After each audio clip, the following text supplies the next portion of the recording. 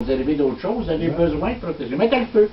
Jusqu'à temps que ça vient des Italiens, ça venait de New York, puis ainsi de suite. Donc, fermons la parenthèse. Comment ça, tranquillement, qu'on fait des vitres? Oui. Vous avez besoin de protection. Vous en avez absolument besoin. Puis, ah oui, M. Lévesque, puis Jean Rougeau. Donc, quand...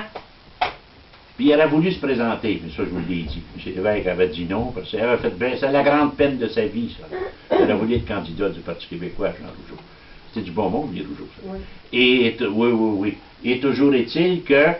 là, il est amourant. Fait que moi, j'ai dit, on va le décorer. On va inviter M. Lévesque. Il n'était jamais venu à Saint-Jean-Baptiste. Mais là, je savais qu'il était comme obligé de venir, tu sais, par respect.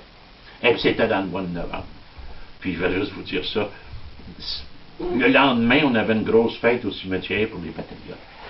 Les couronnes mortuaires rentraient à dizaines, mais pour le lendemain. Puis nous autres, vous êtes déjà venus à Saint-Jean-Baptiste, il y a quelques salons, là.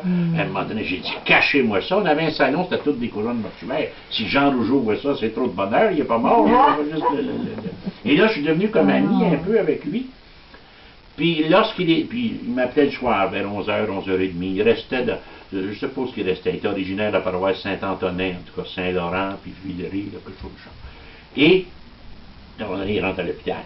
Je travaillais à CKVL dans le temps avec Gilles Proulx. On avait une émission, on était payé pour se chicaner. Et lui a fait carrière, mais moi j'étais juste de même. Là. Et je l'envoie le voir à Saint-Luc quelquefois, puis à un moment donné, j'arrive là, puis là. Parce que lui, il avait refusé tout traitement, là. Pas de radiothérapie, pas de piqûre, rien, il voulait s'en aller.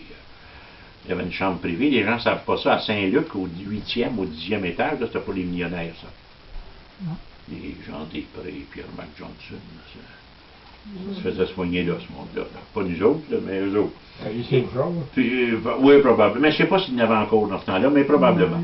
Il y en a toujours, d'ailleurs. Le monde ne savent pas ça, mais il y en a toujours. Là, et j'arrive là, puis il y avait même des fleurs. Il y avait des boîtes de chocolat. Des belles boîtes. Partout sur la liège de la fenêtre. C'est le mot en français, ça. La liège, le dessus des chaussées. Là, j'en ai pris un, j'en ai pris deux. Là, ça devait paraître dans ma face que j'aimais ça. Je sais pas quoi. Ah, il dit, mange-les, assis-toi, mange-les. Ce que je fis, d'ailleurs. Puis il est mort. Je veux vous dire, c'était un grand patriote. Il est plus mourir de chocolaté. Non, il en mangeait plus. C'était pour la visite. Mais il y avait toutes sortes de cadeaux. Ma mère avait dit ça à son médecin. Il dit, plus de sucre, plus de porc frais, plus de neige de rôti. Puis là, ma mère, elle dit à son docteur, tu sais, elle dit, si je fais tout ça, là, elle dit, je vais gagner un quart d'heure.